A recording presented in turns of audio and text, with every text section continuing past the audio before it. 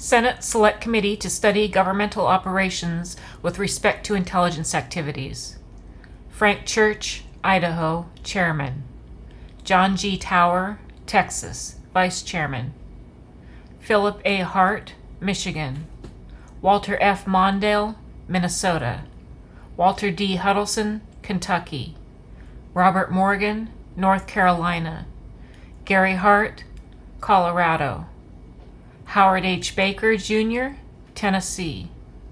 Barry Goldwater, Arizona. Charles McMathis, Jr., Maryland. Richard S. Schweiker, Pennsylvania. Letter of transmittal by Senator Frank Church, Chairman of the Senate Select Committee to study governmental operations with respect to intelligence activities.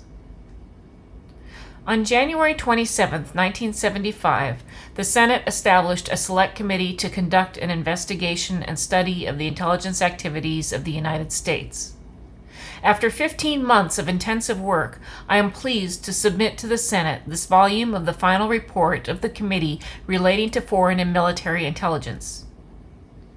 The inquiry arises out of allegations of abuse and improper activities by the intelligence agencies of the United States and great public concern that Congress take action to bring the intelligence activities under the constitutional framework.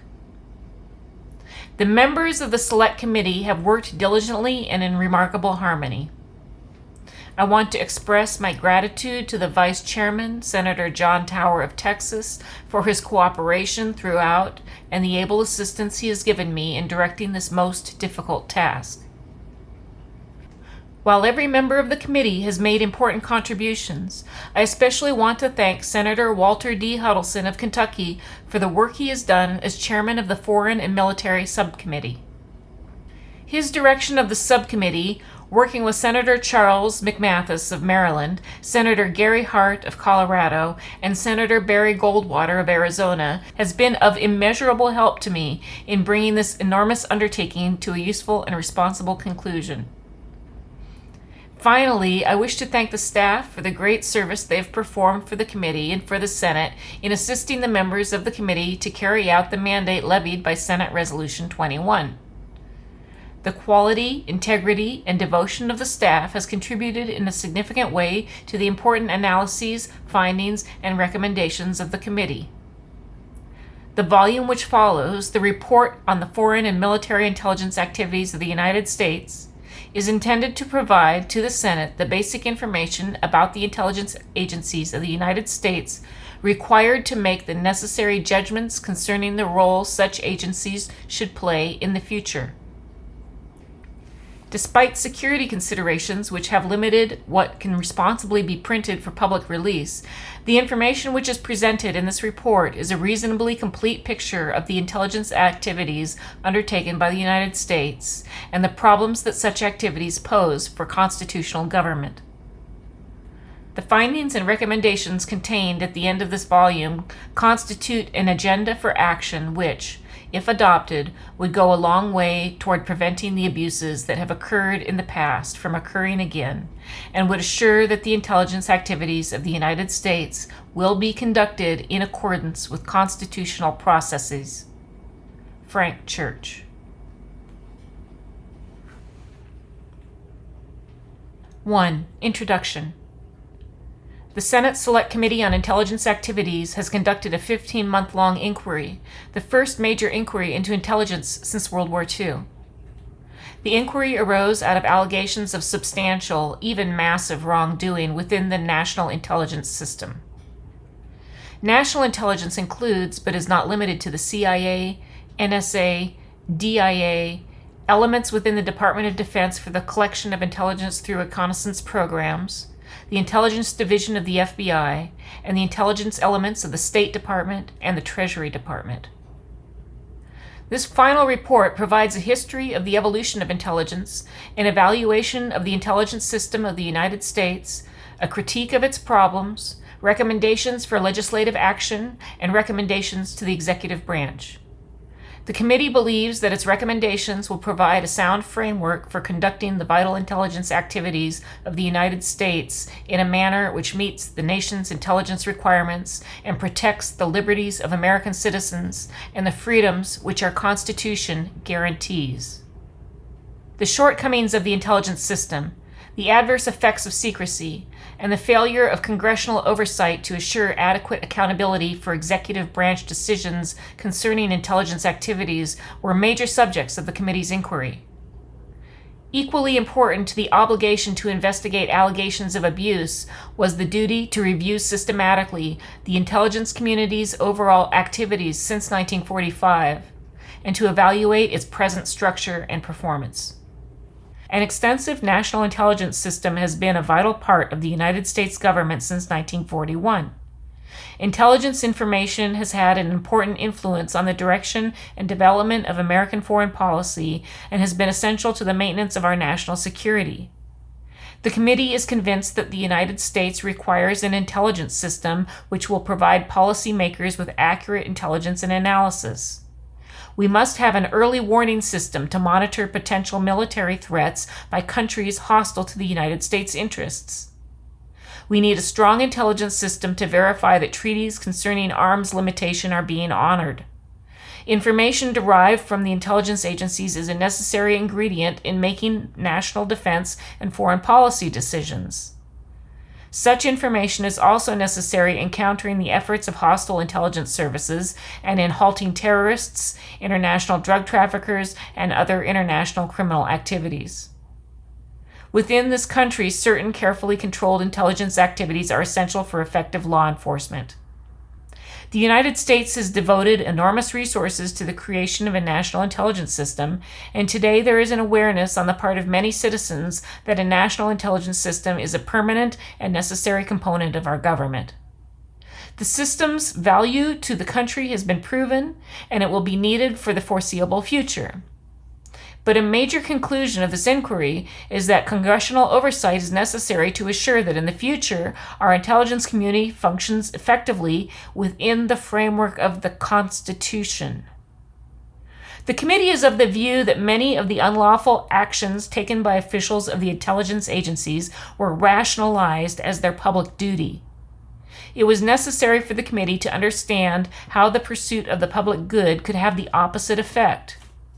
As Justice Brandeis observed, experience should teach us to be most on our guard to protect liberty when the government's purposes are beneficent.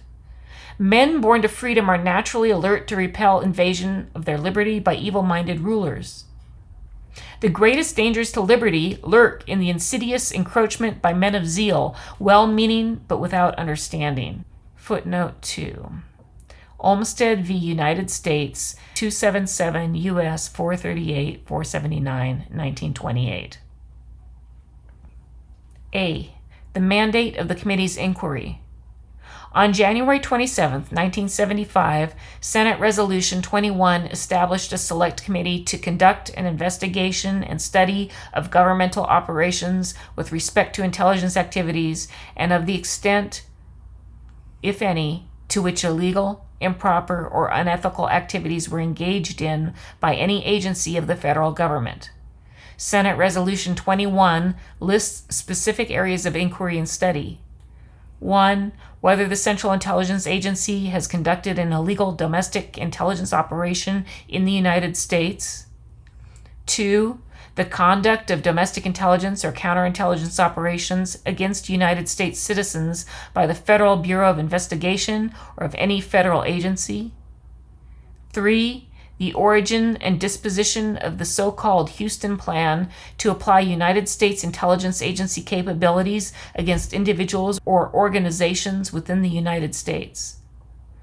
4. The extent to which the Federal Bureau of Investigation, the Central Intelligence Agency, and other federal law enforcement or intelligence agencies coordinate their respective activities, any agreements which govern that coordination, and the extent to which a lack of coordination has contributed to activities or actions which are illegal, improper, inefficient, unethical, or contrary to the intent of Congress. 5. the extent to which the operation of domestic intelligence or counterintelligence activities and the operation of any other activities within the United States by the Central Intelligence Agency conforms to the legislative charter of that agency and the intent of the Congress. 6. The past and present interpretation by the Director of Central Intelligence of the responsibility to protect intelligence sources and methods as it relates to that provision of the National Security Act of 1947, which provides that the agency shall have no police, subpoena, law enforcement powers, or internal security functions. Footnote 3. 50 U.S.C. 403 D3, Appendix B, Senate Select Committee Hearings, hereinafter cited as hearings, Volume 7, page 210. 7. The nature and extent of executive branch oversight of all United States intelligence activities. 8. The need for specific legislative authority to govern the operations of any intelligence agencies of the federal government now existing without that explicit statutory authority, including but not limited to agencies such as the Defense Intelligence Agency and the National Security Agency. 9. The nature and extent to which federal agencies cooperate and exchange intelligence information and the adequacy of any regulations or statutes which govern such cooperation and exchange of intelligence information. 10. The extent to which United States intelligence agencies are governed by executive orders, rules, or regulations, either published or secret, and the extent to which those orders, rules, or regulations interpret, expand, or are in conflict with specific legislative authority. 11. The violation or suspected violation of any state or federal statute by any intelligence agency or by any person by or on behalf of any intelligence agency of the federal government, including but not limited to surreptitious entries, surveillance, wiretaps or eavesdropping, illegal opening of United States mail, or the monitoring of United States mail. 12. The need for improved, strengthened, or consolidated oversight of United States intelligence activities by the Congress. 13. Whether any of the existing laws of the United States are inadequate, either in their provisions or manner of enforcement, to safeguard the rights of American citizens, to improve executive and legislative control of intelligence and related activities, and to resolve uncertainties as to the authority of the United States intelligence and related agencies. 14. Whether there is unnecessary duplication of expenditure and effort in the collection and processing of intelligence information by United States agencies. 15. The extent and necessity of overt and covert intelligence activities in the United States and abroad. In addressing these mandated areas of inquiry, the committee has focused on 3 broad questions. 1. Whether intelligence activities have functioned in accordance with the Constitution and the laws of the United States. 2. Whether the structure, programs, past history, and present policies of the American intelligence system have served the national interests in a manner consistent with declared national policies and purposes.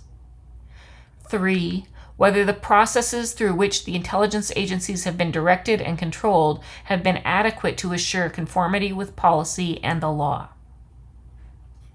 Over the past year, the committee and its staff have carefully examined the intelligence structure of the United States.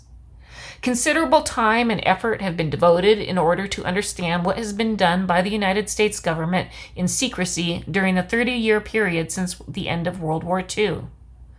It is clear to the committee that there are many necessary and proper governmental activities that must be conducted in secrecy. Some of these activities affect the security and the very existence of the nation. It is also clear from the committee's inquiry that intelligence activities conducted outside the framework of the Constitution and statutes can undermine the treasured values guaranteed in the Bill of Rights. Further, if the intelligence agencies act in ways inimical to declared national purposes, they damage the reputation, power, and influence of the United States abroad. The committee's investigation has documented that a number of actions committed in the name of, quote, national security were inconsistent with declared policy and the law. Hearings have been held, and the committee has issued reports on alleged assassination plots, covert action in Chile, and the interception of domestic communications by the National Security Agency, NSA. Regrettably, some of these abuses cannot be regarded as aberrations. B. The purpose of the committee's findings and recommendations.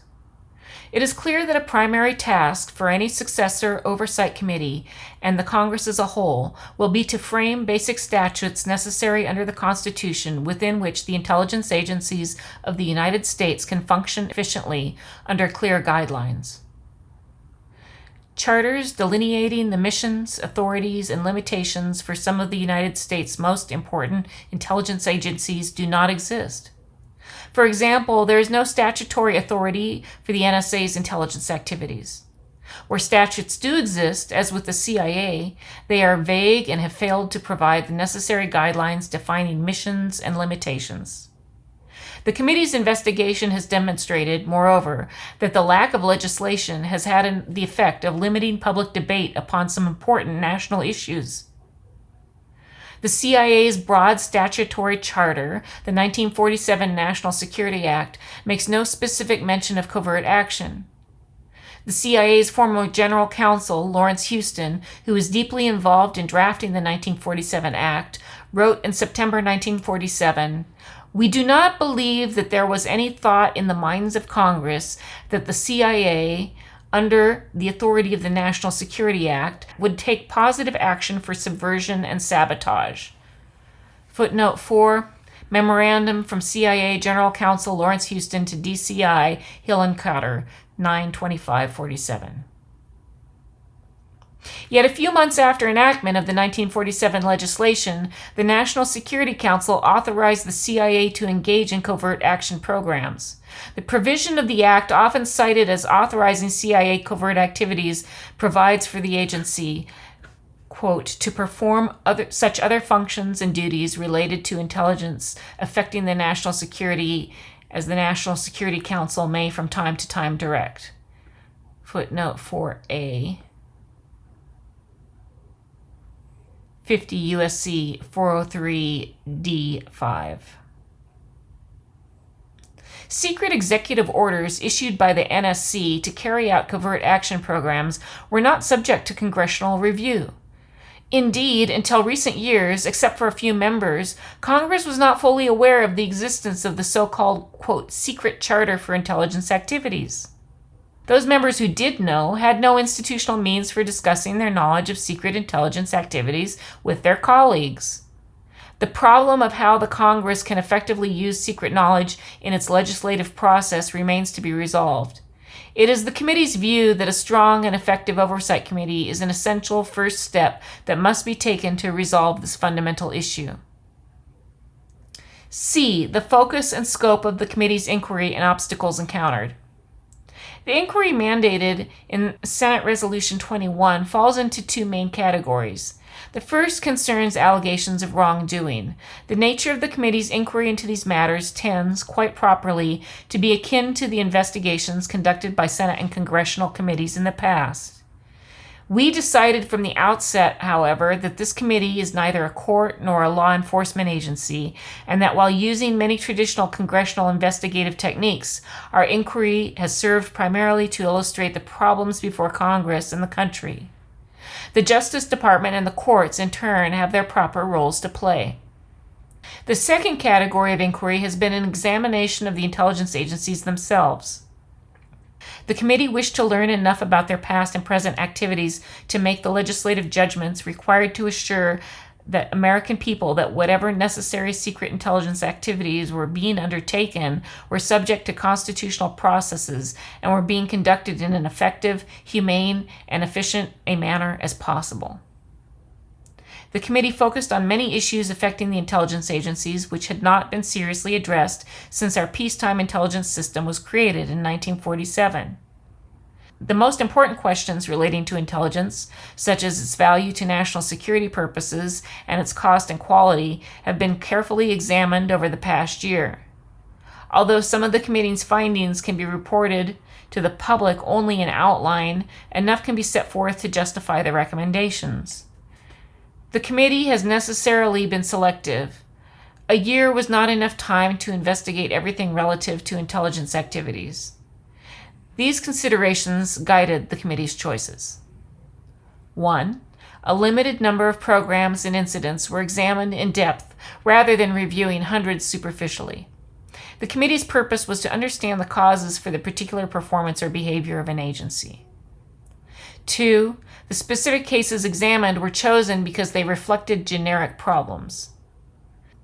3. Where broad programs were closely reviewed, for example, the CIA's covert action programs, the committee sought to examine successes as well as apparent failures. 4. Programs were examined from Franklin Roosevelt's administration to the present. This was done in order to present the historical context within which intelligence activities have developed and to ensure that sensitive fundamental issues would not be subject to possible partisan biases. It is clear from the committee's inquiry that problems arising from the use of the national intelligence system at home and abroad are to be found in every administration. Accordingly, the committee chose to emphasize particular parts of the national intelligence system and to address particular cases in depth. The committee has concentrated its energies on 6 executive branch groups that make up what is called national intelligence. 1. The Central Intelligence Agency. 2. The counterintelligence activities of the Federal Bureau of Investigation. 3. The National Security Agency. 4. The national intelligence components of the Department of Defense other than the NSA. 5. The National Security Council. 6. The intelligence activities of the Department of State. The investigation of these national intelligence groupings included examining the degree of command and control exercised over them by the President and other key government officials or institutions. The committee also sought to evaluate the ability and effectiveness of Congress to assert its oversight right and responsibilities. The agencies of the committee has concentrated on the great powers and extensive activities which must be understood in order to judge fairly whether the United States intelligence system needs reform and change. The committee believes that many of its general recommendations can and should be applied to the intelligence operations of all other government agencies. Based on its investigation, the committee concludes that solutions to the main problems can be developed by analyzing the broad patterns emerging from the examination of particular cases. At the same time, neither the dangers nor the causes of abuses within the intelligence system, nor their possible solutions can be fairly understood without evaluating the historical context in which intelligence operations have been conducted. Individual cases and programs of government surveillance, which the committee examined, raise questions concerning the inherent conflict between the government's perceived need to conduct surveillance and the citizens' constitutionally protected rights of privacy and dissent. It has become clear that if some lose their liberties unjustly, all may lose their liberties. The protections and obligations of law must apply to all. Only by looking at the broad scope of questionable activity over a long period can we realistically assess the potential dangers of intrusive government. For example, only through an understanding of the totality of government efforts against dissenters over the past 30 years can one weigh the extent to which such an emphasis may chill legitimate free expression and assembly. The Select Committee has conducted the only thorough investigation ever made of the United States intelligence and its post-World War II emergence as a complex, sophisticated system of multiple agencies and extensive activities. The committee staff of 100, including 60 professionals, has assisted the 11 members of the committee in this in-depth inquiry, which involved more than 800 interviews, over 250 executive hearings, and documentation in excess of 110,000 pages. The advice of former and current intelligence officials, cabinet members, state, defense, and Justice Department experts, and citizens from the private sector who have served in national security areas has been sought throughout the committee's inquiry. The committee has made a conscious effort to seek the views of all principal officials who have served in the intelligence agencies since the end of World War II. We also solicited the opinions of constitutional experts and the wisdom of scientists knowledgeable about the technology used by intelligence agencies. It was essential to learn the views of these sources outside the government to obtain as full and balanced an understanding of the intelligence activities as possible. The fact that government intelligence agencies resist any examination of their secret activities, even by another part of the same government, should not be minimized. The intelligence agencies are a sector of American government set apart. Employees' loyalties to their organizations have been conditioned by the closed, compartmented, and secretive circumstances of their agency's formation and operation. In some respects, the intelligence profession resembles monastic life, which, with some of the disciplines and personal sacrifices reminiscent of medieval orders. Intelligence work is a life of service, but one in which the norms of American national life are sometimes distressingly distorted. Despite its legal Senate mandate and the issuance of subpoenas, in no instance has the committee been able to examine the agency's files on its own. In all the agencies, whether the CIA, FBI, NSA, INR, DIA, or NSC, documents and evidence have been presented through the filter of the agency itself. Although the Senate inquiry was congressionally ordered, and although properly constituted committees under the Constitution have the right of full inquiry, the Central Intelligence Agency and other agencies of the executive branch have limited the committee's access to the full record. Several reasons have been given for this limitation. In some instances, the so-called doctrine of executive privilege has been asserted. Despite these assertions of executive privilege, there are no classes of documents which the committee has not obtained, whether from the NSC, the personal papers of former presidents and their advisors, or as in the case of the committee's report on alleged assassination plots involving foreign leaders, all classes of documents available in the executive branch. The exception, of course, involves the Nixon files, which were not made available because of court order.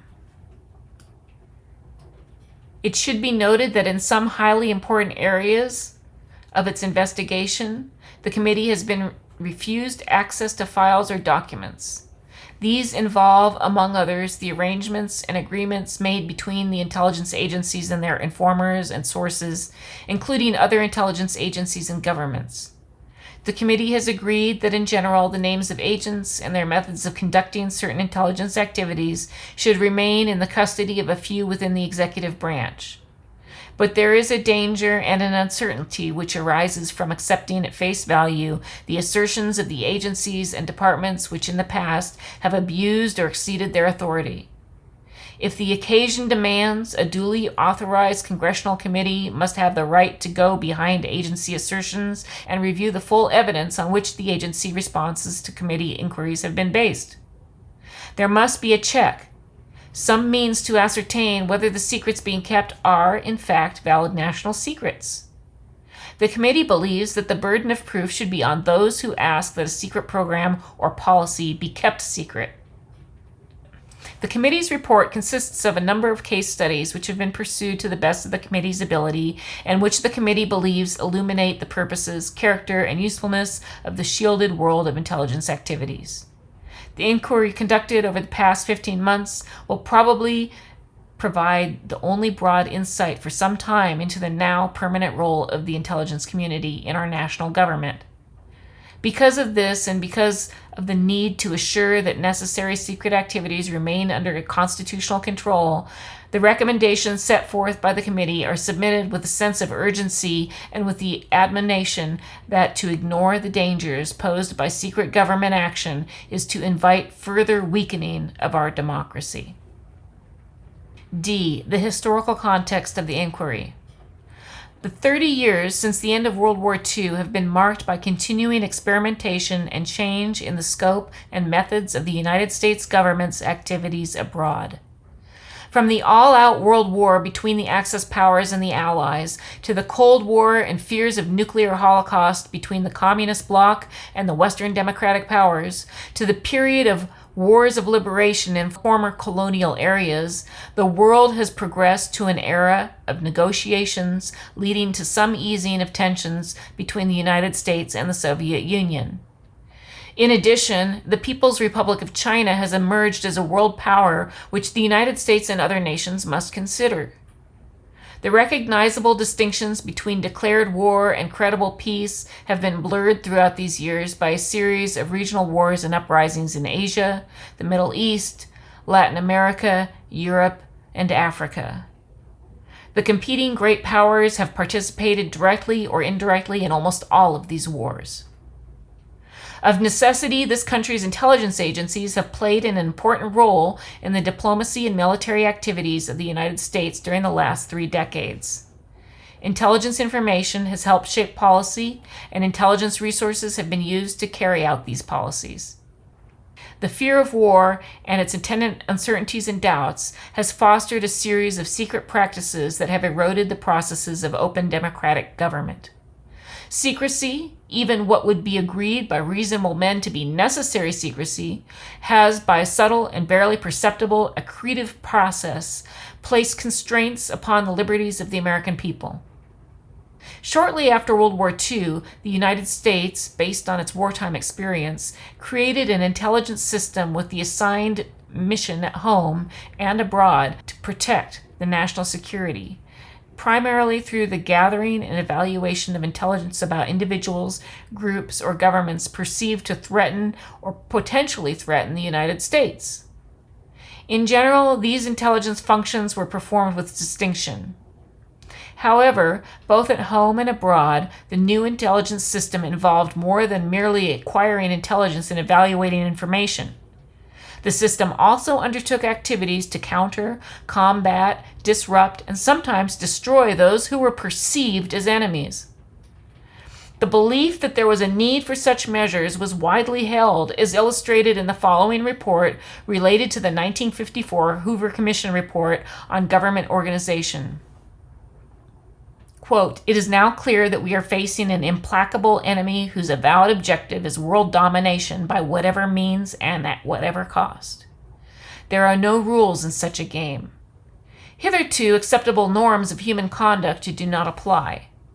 If the U.S. is to survive, long-standing American concepts of, quote, fair play must be reconsidered. We must develop effective espionage and counter-espionage services. We must learn to subvert, sabotage, and destroy our enemies by more clever, more sophisticated, and more effective methods than those used against us. It may become necessary that the American people will be made acquainted with and understand and support this fundamentally repugnant philosophy." Unquote. The gray, shadowy world between war and peace became the natural haunt for covert action, espionage, propaganda, and other clandestine intelligence activities. Former Secretary of State Dean Rusk described it as the environment for the nasty wars in the back alleys of the world. Although there had been many occasions requiring intelligence gathering and secret government action against foreign and domestic national security threats prior to World War II, the intelligence community developed during and after that war is vastly different in degree and kind from anything that had existed previously. The significant new facets of the post-war system are the great size, the technological capacity, and the bureaucratic momentum of the intelligence apparatus, and more importantly, the public's acceptance of the necessity for a substantial permanent intelligence system. This capability contrasts with the previous sporadic ad hoc efforts which generally occurred during wars and national emergencies. The extent and magnitude of secret intelligence activities is alien to the previous American experience. 3 other developments since World War II have contributed to the power, influence, and importance of the intelligence agencies. First, the executive branch generally, and the president in particular, have become paramount within the federal system, primarily through the retention of powers accrued during the emergency of World War II. The intelligence agencies are generally responsible directly to the president, and because of their capabilities and because they have usually operated out of the spotlight and often in secret, they have also contributed to the growth of executive power. Second, the direct and indirect impact of federal programs on the lives of individual citizens has increased tremendously since World War II. Third, In the 30 years since World War II, technology has made unparalleled advances. New technological innovations have markedly increased the agency's intelligence collection capabilities, a circumstance which has greatly enlarged the potential for abuses of personal liberties.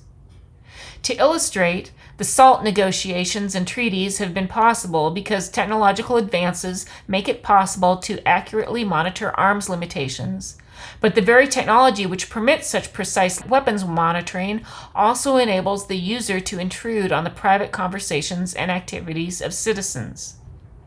The targets of our intelligence efforts after World War II, the activities of hostile intelligence services, communists and groups associated with them both at home and abroad, were determined by successive administrations.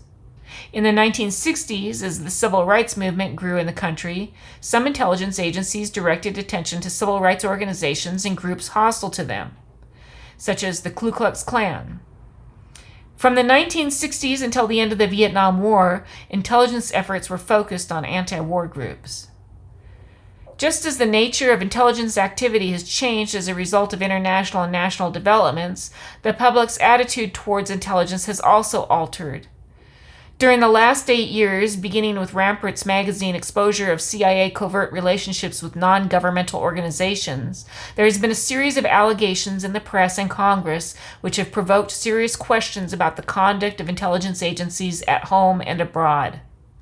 The Watergate disclosures raised additional questions concerning abuse of power by the executive branch, misuse of intelligence agencies, and the need to strengthen legal restraints against such abuses. While the evidence in the committee's report emphasizes the misguided or improper activities of a few individuals in the executive branch, it is clear that the growth of intelligence abuses reflects a more general failure of our basic institutions. Throughout its investigation, the committee has carefully inquired into the role of presidents and their advisors with respect to particular intelligence programs. On occasion, intelligence agencies concealed their programs from those in higher authority. More frequently, it was the senior officials themselves who, through pressure for results, created the climate within which the abuses occurred. It is clear that greater executive control and accountability is necessary. The legislative branch has been remiss in exercising its control over the intelligence agencies. For 25 years, Congress has appropriated funds for intelligence activities. The closeted and fragmentary accounting for which the intelligence community has given to a designated small group of legislators was accepted by the Congress as adequate and in the best interest of national security. There were occasions when the executive intentionally withheld information relating to intelligence programs from the Congress, but there were also occasions when the principal role of the Congress was to call for more intelligence activity, including activity which infringed the rights of citizens. In general, as with the executive, it is clear that Congress did not carry out effective oversight. The courts have also not confronted intelligence issues. As the Supreme Court noted in 1972 in commenting on warrantless electronic surveillance, the practice had been permitted by successive presidents for more than a quarter of a century without guidance from Congress or a definitive decision by the courts. Of course, courts only consider the issues brought before them by litigants, and pervasive secrecy, coupled with tight judicially imposed rules of standing, have contributed to the absence of judicial decisions on intelligence issues. Nevertheless, the committee's investigation has uncovered a host of serious legal and constitutional issues relating to intelligence activity, and it is strong proof of the need for reform to note that scarcely any of these issues have been addressed in the courts. Throughout the period, the general public, while generally excluded from the debate on intelligence issues, nevertheless supported the known and perceived activities of the intelligence agencies. In the few years prior to the establishment of this committee, however, the public's awareness of the need to examine intelligence issues was heightened. The series of allegations and partial exposures in the press and the Congress provoked serious questions about the conduct of intelligence activities at home and abroad. The Watergate affair increased the public's concern about abuse of governmental power and caused greater attention to be paid to the need to follow and strengthen the role of law to check such abuses. Against this background, the committee considered its main task as making informed recommendations and judgments on the extent to which intelligence activities are necessary and how such necessary activities can be conducted within the framework of the Constitution. E. The dilemma of secrecy and open constitutional government.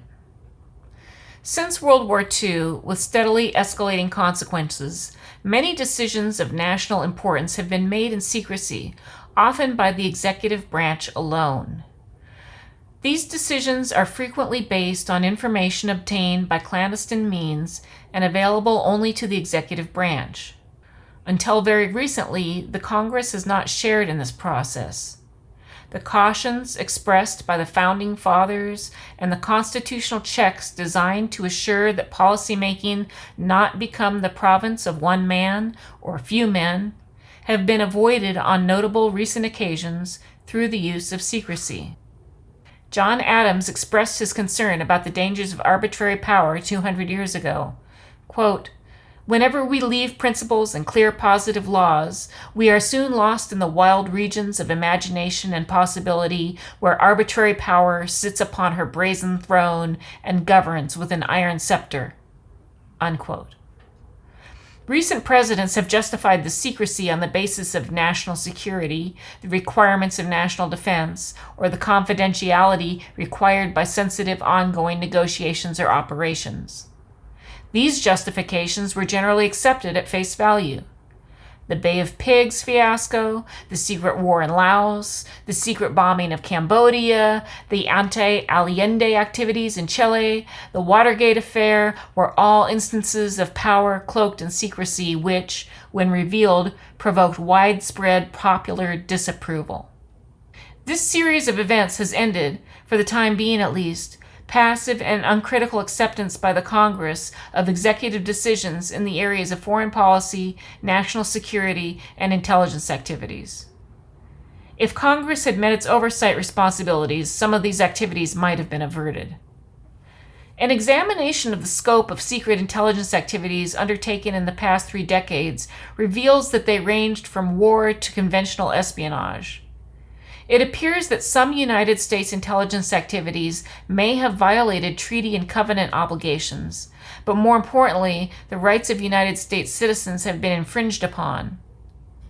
Despite citizen and congressional concern about these programs, no processes or procedures have been developed by either the Congress or the executive branch which would assure Congress of access to secret information which it must have to carry out its constitutional responsibilities in authorizing and giving its advice and consent.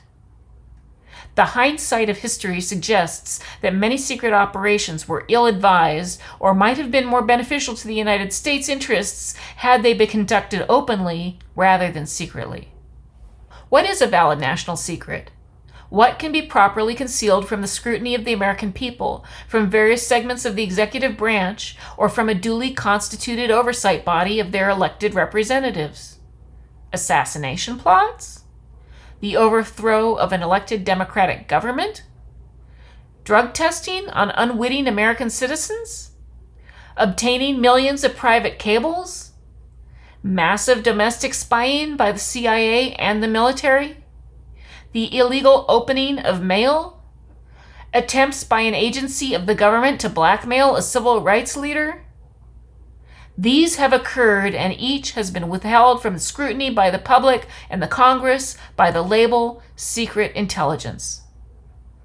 In the committee's view, these illegal, improper, or unwise acts are not valid national secrets and most certainly should not be kept from the scrutiny of a duly constituted congressional oversight body. The definition of a valid national secret is far more difficult to set forth. It varies from time to time. There is presently general agreement that details about military activities, technology, sources of information, and particular intelligence methods are secrets that should be carefully protected. It is most important that a process be devised for agreeing on what national secrets are, so that the reasons for necessary secrecy are understood by all 3 branches of government and the public, that they be under constant review, and that any changes requiring the protection of new types of information can be addressed, understood, and agreed on within a framework of constitutional consensus. The committee stresses that these questions remain to be decided by the Congress and the executive jointly. What should be regarded as a national secret? Who determines what is to be kept secret? How can decisions made in secret or programs secretly approved be reviewed? Two great problems have confronted the committee in carrying out its charge to address these issues. The first is how our open democratic society, which has endured and flourished for 200 years, can be adapted to overcome the threats to liberty posed by the continuation of secret government activities. The leaders of the United States must devise ways to meet their respective intelligence responsibilities, including informed and effective congressional oversight, in a manner which brings secrecy and the power that secrecy affords within constitutional bounds. For the executive branch, the specific problem concerns instituting effective control and accountability systems and improving efficiency. Many aspects of these two problem areas, which have been examined during the committee's inquiry of intelligence activities, are addressed in the recommendations in Chapter 18. It is our hope that intelligence oversight committees working with the executive branch will develop legislation to remedy the problems exposed by our inquiry and described in this report. The committee has already recommended the creation of an oversight committee with the necessary powers to exercise legislative authority over the intelligence activities of the United States. It is clear that the Congress must exert its will and devise procedures that will enable it to play its full constitutional role in making policy decisions concerning intelligence activities. Failure to do so would permit further erosion of constitutional government. This committee has endeavored to include in its final report enough information to validate its findings and recommendations. Most of the inquiry and documentation obtained by the committee, particularly that concerning foreign and military intelligence, is of a highly classified nature. Determining what could and should be revealed has been a major concern. In a meeting with President Ford at the outset of our inquiry in February 1975, the committee agreed not to disclose any classified information provided by the executive branch without first consulting the appropriate agencies, offices, and departments. In the case of objections, the committee agreed to carefully consider the executive's reasons for maintaining secrecy, but the committee determined that final decisions on any disclosure would be up to the committee. The Select Committee has scrupulously adhered to this agreement.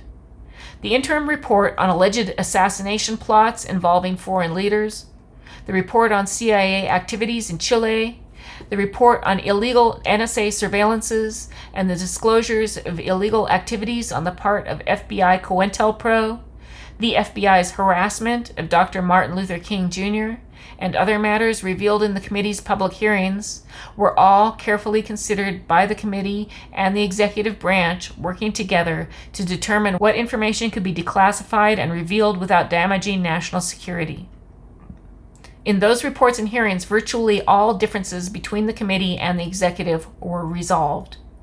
The only significant exception concerned the release to the public of the assassination report, which the executive branch believed would harm national security. The committee decided otherwise. Some criteria for defining a valid national secret have been agreed to over the past year. Both the committee and the executive branch now agree that generally the names of intelligence sources and details of sensitive methods used by intelligence services should remain secret. Wherever possible, the right of privacy of individuals and groups should also be preserved. It was agreed, however, that details of illegal acts should be disclosed, and that the broad scope of United States intelligence activities should be sufficiently described to give public reassurance that the intelligence agencies are operating consistent with the law and declared national policy. The declassification working procedures developed between this committee, the CIA, and other parts of the intelligence community constitute the beginnings of agreed, sound, and sensible methods and criteria for making public matters that should be made public. This disclosure process is an important step toward achieving the national consensus required if our intelligence system is to enjoy essential public support. There is a clear necessity, after 30 years of substantial secret activities, for public debate and legislative decisions about the future course of our intelligence system. This report is intended to assist the Senate, the Congress, and the country in making vital decisions that are required to be made in the coming years. This section of the final report focuses on the departments and agencies engaged in foreign and military intelligence. The committee's findings, conclusions, and recommendations in these areas can be found in Chapter 18.